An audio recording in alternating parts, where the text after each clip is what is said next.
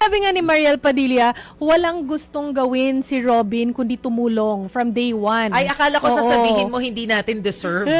Yun yung susunod kong sasabihin. Kailangan- Sabi niya, kaya the Filipino Sabi ni people don't Mariel. deserve him. Hindi na daw tatakbo because Oo we don't daw. deserve him. Oo. Alam mo, malaking tulong si Senator Robin Hood Padilla.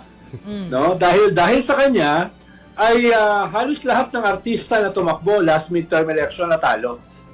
Kaya ang laki ng tulong niya, no? Kailangan natin siyang pasalamatan na yung mga botante ay hindi Nagising na pa. name recall lamang, hindi popularidad lamang ang magiging batayan ng kanilang pagboto.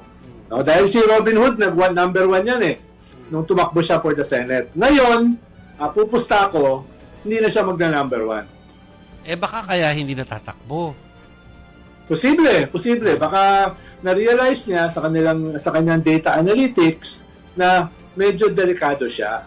Dahil lahat ng artista na tumakbo ay natalo. No? Kilala niyo na kung sino yung mga yon, hindi ko na babanggitin. Yeah. Dahil kanya tayo, nagtatrabaho yata dito yung sa istasyon na ito, yung isa ron Kaya hindi ko na babanggitin, no? Baka mapahamak pa tayo Okay. No? Huwag mo na sabihin. Okay. Hindi ko na sabihin. Gusto mo, initials na lang. Alam naman na nila yun. Hindi na.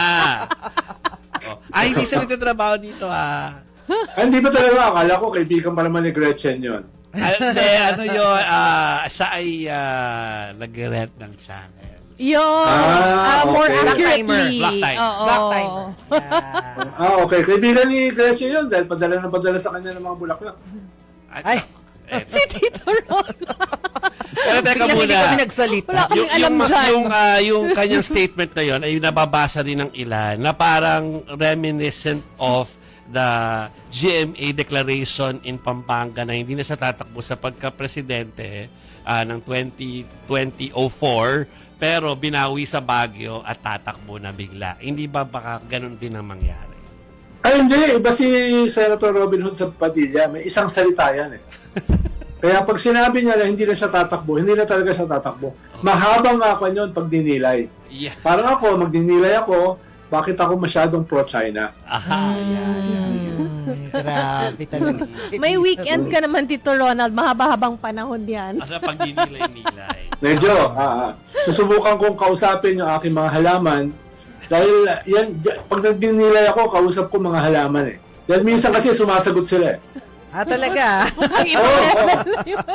minsan sumasagot sila. Subukan nyo. Kausapin yung mga halaman. Magninilay din kami kung bakit kami pro-China. Biglang Oo, tayo China. Bala kayo, basta Tayo, hindi ako pro-China. pro-China sa isyong yan. Yeah. Pati si Manny Mogato, pro-China yun. Yes. Yeah. So, Pero at least ay hindi naman nagpapanggap si Robin Hood na maging abogado ng mga Diskaya. yeah. Yung isang senador dyan, hindi pa naging kontento na abogado ng Diskaya. Naging abogado pa ng Chinese Embassy. No, naging spokesperson pa ng Chinese Embassy. No, alam nila kung sino 'yon, no? Yeah. Sabi ko nga nung isang araw, ano kaya ang pakiramdam niya pag tumitingin siya sa salamin?